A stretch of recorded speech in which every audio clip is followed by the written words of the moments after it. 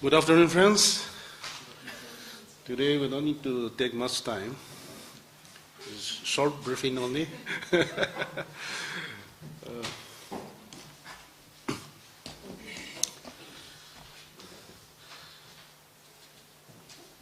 Yesterday night also, 17 samples got tested positive.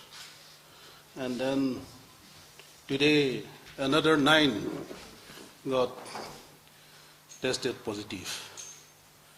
So total it is 26. The total number of positive cases in the state now stands at 156. Out of these, the total active cases are 126. All the positive persons are receiving medical care at a designated COVID-19 hospitals.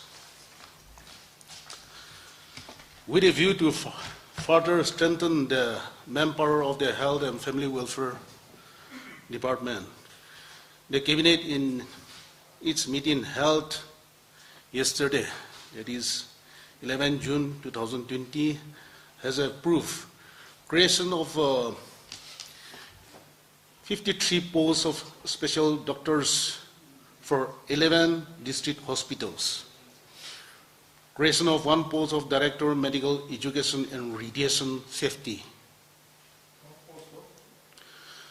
Medical Education and Radiation Safety, Director, Medical Education and Radiation Safety.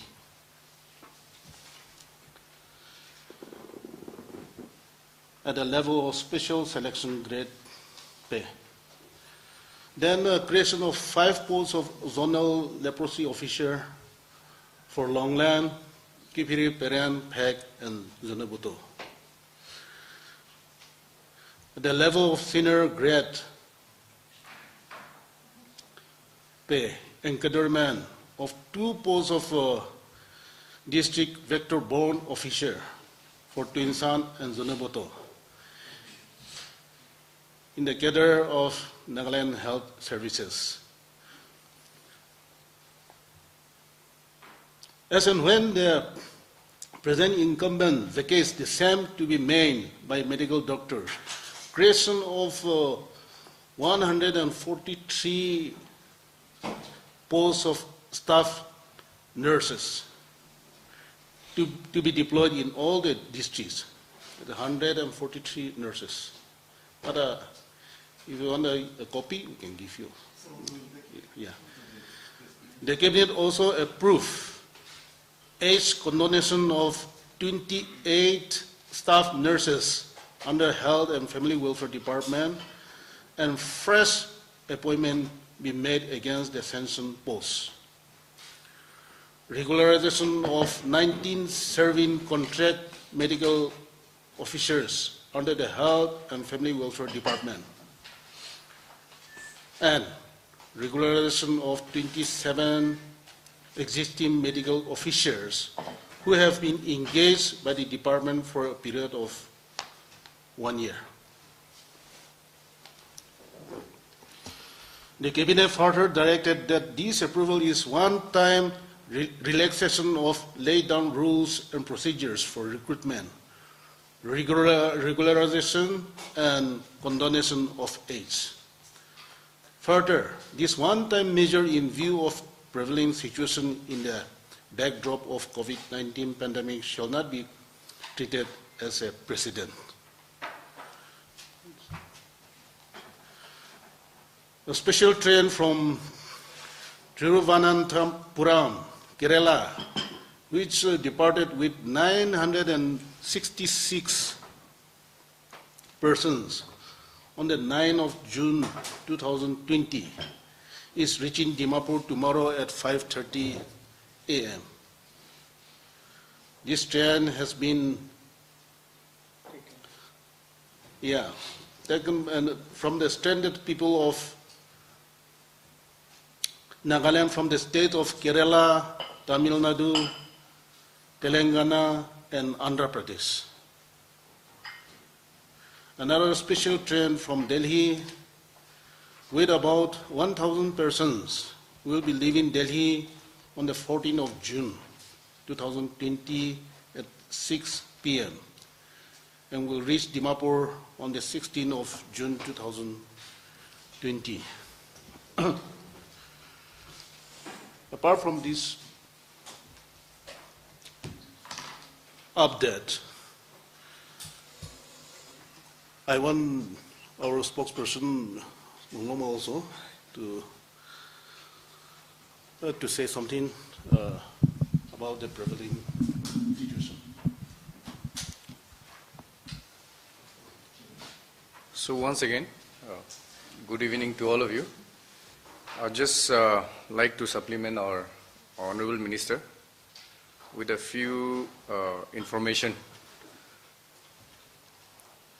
Today, the high-powered committee led by our Honorable Chief Minister had a video conference with the DCs, CMOs and SPs of all the districts, and this is how we've been regularly keeping in touch with the work on the ground, and the Chief Minister took ground report from all of them to assist the High Power Committee in understanding some of the issues that our administration, the police and also the medical department faces on the ground.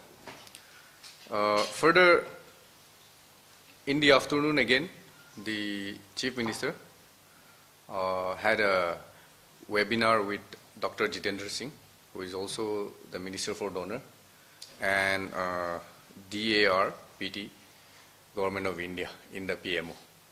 So the gist of the discussion, he asked me to inform you. Number one, the proposal by the Government of Nagaland for initiating an e-office so that all file tracking management and all that will be done electronically has reached the donor ministry, and the minister himself has acknowledged and that that is the priority of the Prime Minister's program. Secondly, he also reminded the donor minister that the submissions already made for the airport in the capital be reminded for renewal, and during this pandemic, to ensure that our economic policy for the unemployed youth will be facilitated and supported if one of the major projects which we have already placed before the Government of India, which is the Trans-Nagaland Highway, or popularly known as the Foothills Road, be taken up on priority. So these are the two issues besides the e-office, which was discussed by the Chief Minister. He has asked me to inform you. The other information I would like to give you is that there has been lots of queries on the expenditure by the state.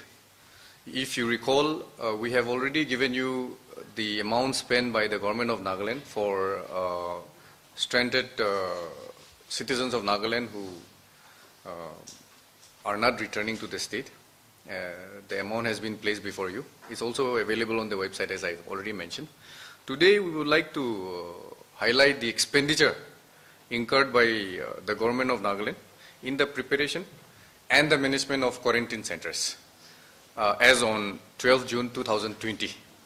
I would also, before quoting the numbers or the amount, like to cite that the Government of Nagaland, through its district task force, hires caterers for all the mess service, food service in the quarantine centers. So it is not, it is handled by the caterers who are hired by the district task force. We pay them money, and the amount that we have incurred till date is 8 crores 68 lakhs 63,146 rupees. This is for all the districts in Nagaland.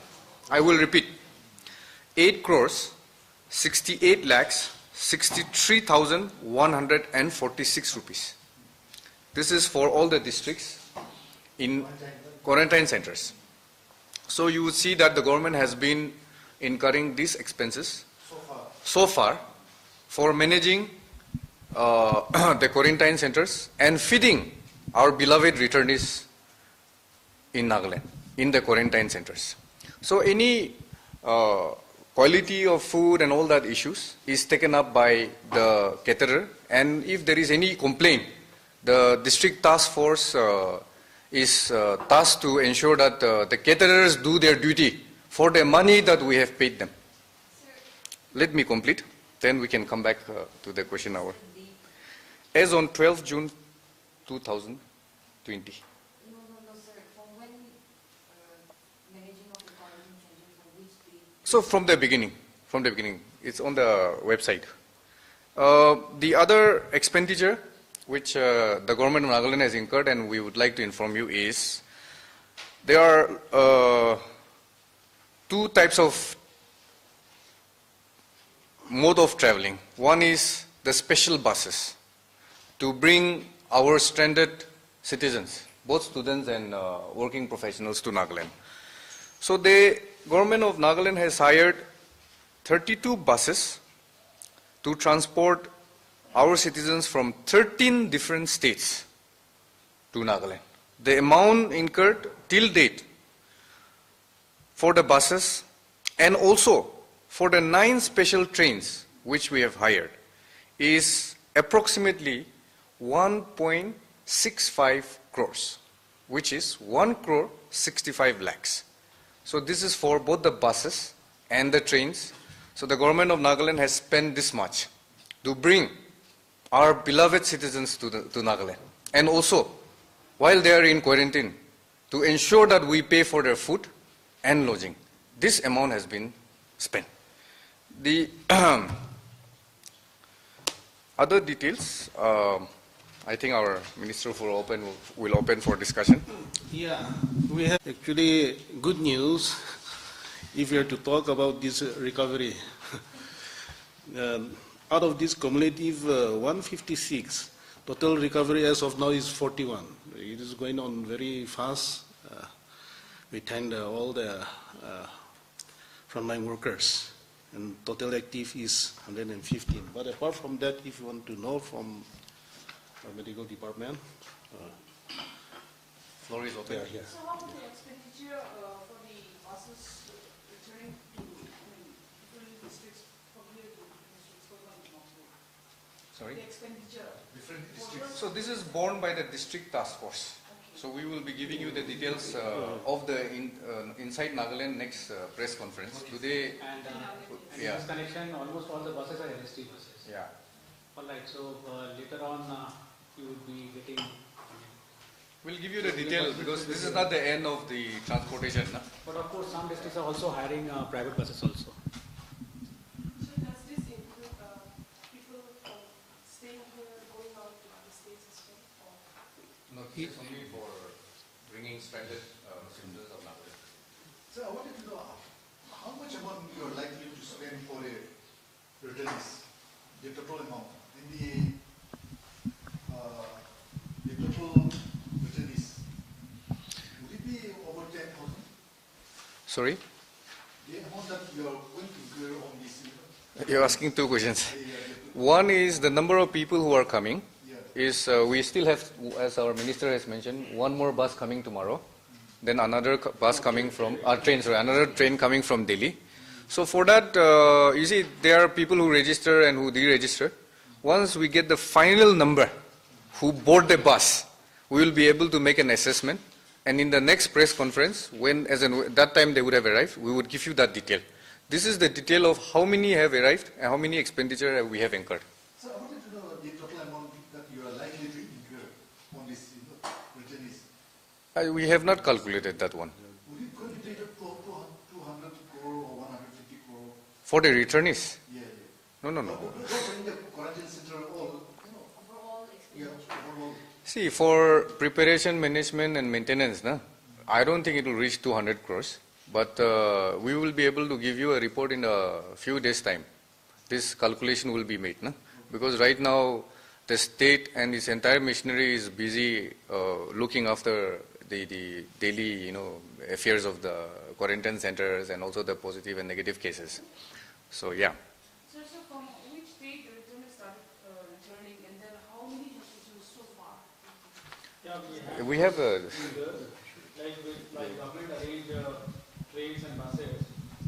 If we include the two trains also, one coming tomorrow and another one which is expected on 16th from Delhi, this will be about 7,700. And so this is what, the number is for those people who have come by special trains and buses. Then people coming by these trains, the regular trains, Rajdhani, Brahmaputra Mail, that is right now more than 3,700. 3,700 people who have come on their own. Abhishek, it's available on the website as well, no? We will put it up on the website.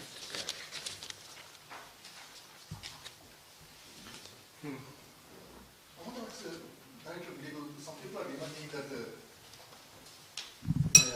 their test results should be shown to them, whether it's negative or positive, or a lot of people are saying that why the results are being hidden, why the results are not being shown to them.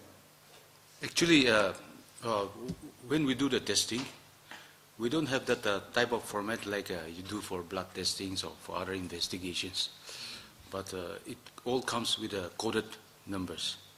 So from that we tell them that the hospital or whichever quarantine center that this fellow and that fellow has become positive, or these ones are negative. So is there any protocol that the status of the test should not be shown to the There's none as such, that it should not be shown to them. No? But the thing is, we're doing in such a huge number now that we're not able to print out separately for any individuals. So also even in the last briefing, we had asked for the number of people who have tested asymptomatic or symptomatic during the arrival, Okay. as, when their screening was done Yeah. at the entry point. Yes. So can we have those numbers, sir? After the revised SOP was issued. So far, most of the cases are showing asymptomatic only. If we can have the numbers. Yes. During the screening, how many we detected? During So as of today, You came half an hour late. Yes.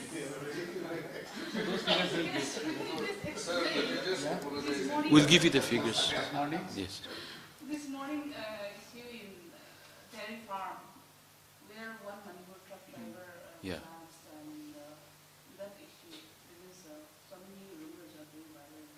Yes, regarding that issue, this was a Imphal Manipur-bound truck. So it got, broke down on the way. And so while the driver was doing that, I think he collapsed. So now, getting the records from our hospital doctors, they have said that it is something like a stroke. And then he was showing signs of internal bleedings, means intracranial bleeding. So he's still unconscious and admitted. Yeah, sir. And He is not positive. He's not positive. His sample has been collected. Amy said Yes. rightly is a rumor. Yeah, there is a rule, but adding to her question, there was a delay for over 5 years for the ambulance to arrive for the patient, like, it was reported around 7 in the morning, but the Yes, ambulance yeah. came around 11. First Okay. ambulance came around 11:15, Yeah. but 2 persons came, both of them were wearing just raincoats only. Okay. Why is that? Why is that so in this situation? I don't know, but probably these days people are so, think even our health workers are, unless they're with proper PPE and all, they're not, they're hesitant to handle anybody. So probably because of that, the delay happened. But this is not such a serious issue, no? Sir, Yes. the high-powered committee has decided to relax on the opening of the churches. Yes. So when can we expect the other relaxations? Sir, in addition to that, in that relaxation order, point number 3 clause C, it's written only asymptomatic Yes, person yes, who cannot yeah. do any registration. So that basically means that people who are having some fever or any other say symptoms, not necessarily COVID, matlab is that you should be fully healthy and not showing any type of symptoms. So they only should be going. On this, Dr. Nyan can also just mention about this and come up. Dr. Nyan will also. Yeah, apologize. So since we are in COVID times, we tend to refer each and everything as asymptomatic and symptomatic. So basically what we can infer from the order is that those people who are sick, and as all the previous advisories which has come out earlier, where it is mentioned that if you are sick, you stay at home and not to venture. So I guess, not I guess, but this is for those people who are sick, not to come to public places. In one thing we decided, and we are also seeking the opinion views of the district task forces and other stakeholders also before decisions for other type of relaxations will be taken. But Today we have taken the opinion of all the deputy commissioners, CMO, SP and others. So after that, now we will have a high power committee will have a meeting again. After that we will come back to you. So thank you. Yeah.